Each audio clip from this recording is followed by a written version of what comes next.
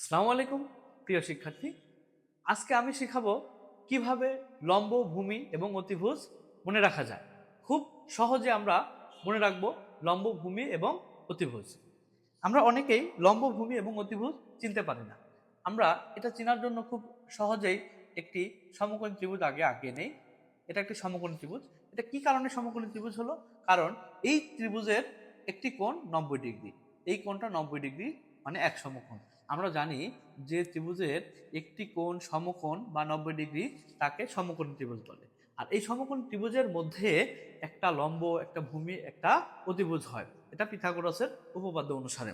তাহলে তোমরা কি পিথাগোরাসের উপপাদ্যটা জানো? হ্যাঁ, পিথাগোরাসের উপপাদ্য জানতে হলে তোমাদেরকে আগে সমকোণী ত্রিভুজ এটার আইডিয়া জানতে হবে। সমকোণী ত্রিভুজটা কি? যে ত্রিভুজের একটি কোণ সমকোণ, যে ত্রিভুজের একটি কোণ সমকোণ বা 90 ডিগ্রি, তাকে সমকোণী ত্রিভুজ বলে। এই কোণটা 90 ডিগ্রি। এখন আমি যদি এটাকে এ, এটাকে যদি দেই বি, এটা যদি দেই সি, তাহলে এটি একটি কি ত্রিভুজ? সমকোণী ত্রিভুজ। হ্যাঁ বন্ধুরা, সমকোণী ত্রিভুজের একটি কোণ 90 ডিগ্রি থাকে। এখন আমাদের একটা জিনিস জানতে হবে যে সূক্ষ্ম কোণ। সূক্ষ্ম কোণটা কি এটা তোমাদেরকে আগে বুঝতে হবে। সূক্ষ্ম কোণ, দেখো সূক্ষ্ম বিষয়টা কেমন। সূক্ষ্ম মানে অনেক ছোট একটা বিষয়। হ্যাঁ, তাহলে আমরা মনে রাখবো 90 ডিগ্রি থেকে ছোট। 90 ডিগ্রি থেকে ছোট, 0 ডিগ্রি থেকে বড় কোণকে সূক্ষ্ম কোণ বলবো। তাহলে আমরা কি বললাম? যে 90 ডিগ্রি থেকে ছোট এবং 0 ডিগ্রি থেকে বড় কোণকে সূক্ষ্ম কোণ বলে। তাহলে আমরা নর্মালি মনে রাখবো 1 ডিগ্রি থেকে শুরু করে 89 ডিগ্রি পর্যন্ত এই পুরোটাই হলো সূক্ষ্ম কোণ। তাহলে এই যে সমকোণ ত্রিভুজ এবিসি, যে সমকোণ ত্রিভুজ, এই সমকোণ ত্রিভুজের বি কোণটা 90 ডিগ্রি দিছি। তাহলে আমরা এ কোণ এবং সি কোণকে যখন আমরা বলতে যাব, তখন কি এটা কি অবশ্যই 90 ডিগ্রি থেকে ছোট হবে না বড় হবে? হ্যাঁ, অবশ্যই দুইটা কোণই কি হবে? ছোট হবে, 90 ডিগ্রি থেকে ছোট হবে। কি কারণে 90 ডিগ্রি থেকে ছোট হবে? কারণ আমরা জানি ত্রিভুজের তিন কোণের সমষ্টি 180 ডিগ্রি। অবশ্যই একটা যদি 90 ডিগ্রি হয়, বাকি দুইটা মিলে 90 ডিগ্রি হবে। তাহলে এইটা যদি আমরা এখন থিতা কোণ বিবেচনা করি, তাহলে এখন যদি আমরা কোণ বিবেচনা করি এ, এ কে থিতা দিছি, তার মানে এ হলো সূক্ষ্মকোণ। আবার বি কে যদি আমি এখানে যদি এই সি কে যদি আমি আবার দিতাম সূক্ষ্মকোণ, তাহলে আমরা এটা বিবেচনা করতাম। এখন আমরা যদি এ কোণ বিবেচনা করি, তাহলে আমাদের এটা হয়ে যাবে ভূমি।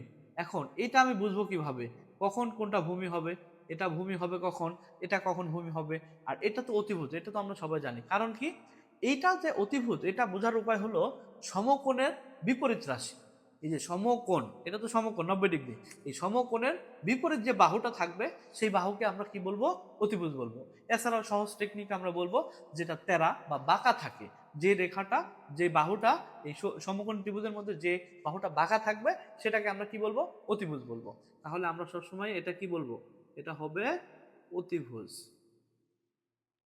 আচ্ছা, এটা যদি অতিভুজ হয় আর কোণ বিবেচনা করতেছি আমরা একে, তাহলে এই যে যে রেখাটার সাথে কোণ আছে, যে রেখাটা, যে বাহুটার সাথে কোণ থাকে, সেটা হয় ভূমি। তাহলে এটা ভূমি, এটা অতিভুজ, এবং এটা কি হয়ে যাবে? তাহলে লম্ব হয়ে যাবে। তাহলে ইজিলি আমরা কি শিখলাম? লম্ব, ভূমি এবং অতিভুজ শিখতে পারলাম।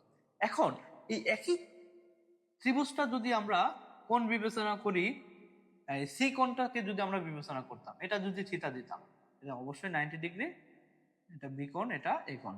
এখন একইভাবে এই যে সমকোণী ত্রিভুজ, এটাও তো সমকোণী ত্রিভুজ, কি কারণে?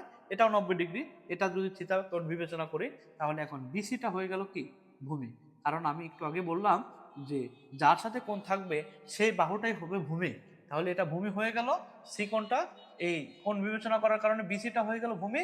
আর তেরা যে বাঁকা, তেরা বা বাঁকাটা হলো অতিভুজ। অতিভুজ তো কখনো চেঞ্জ হচ্ছে না, সবসময় অতিভুজ বাঁকাটাই হচ্ছে। আর এই যে লম্বা যেটা, সেটা এখন কি হয়ে গেল? লম্ব হয়ে গেল, বাকিটা লম্ব হয়ে গেল। তাহলে সমকোণ সংলগ্ন একটা বাহু হবে ভূমি, একটা হবে লম্ব। যেই তার সাথে কোণ থাকবে সেই রেখাটা হবে ভূমি, আর বাকিটা হবে লম্ব, এবং তেরা বাঁকাটা হবে অতিভুজ। আচ্ছা, এখন যদি আমরা এই লম্ব, ভূমি, অতিভুজ চিনতে পারি, এখন আমরা পিথাগোরাসের উপপাদ্যটা ইজিলি বুঝতে পারবো। আমরা জানি পিথাগোরাসের উপপাদ্য, পিথাগোরাস, পিথাগোরাসের উপপাদ্য। পিথাগোরাসের উপপাদ্যটা যদি আমরা মনে রাখতে চাই, তাহলে আমাদের মনে রাখতে হবে অতিভুজের উপর স্কয়ার অতিভুজের উপর স্কোয়ার সমান সমান লম্ব স্কোয়ার প্লাস ভূমি স্কোয়ার। এটা আমাদেরকে মনে রাখতে হবে যে পিথাগোরাসের উপপাদ্যটা কি, অতিভুজ স্কোয়ার সমান সমান লম্ব স্কোয়ার প্লাস ভূমি স্কোয়ার। এখান থেকে আবার অনেক সময় আমাদের লম্ব বের করতে হবে, অনেক সময় ভূমি বের করতে হবে। যদি আমরা লম্ব বের করতে চাই তাহলে আমরা শর্টকাট মনে রাখবো, লম্ব যদি আমরা বের করতে চাই তাহলে একদম বড় করে রুট ওভার দিব অতিভুজ স্কোয়ার মাইনাস, যেহেতু লম্ব বের করতে বলছি তার মানে ভূমি কি হয়ে যাবে, মাইনাস হয়ে যাবে। ভূমি স্কোয়ার করে মাইনাস করে দিব এবং বড় করে একটা রুট দিব, তাহলে আমরা লম্ব বের করতে পারবো। ঠিক একইভাবে আমরা যদি ভূমি বের করতে চাই তাহলে ঠিক একইভাবে বড় করে একটা রুট আবার দিব। এই রুটের ভেতরে আমরা লিখবো কি, অতিভুজ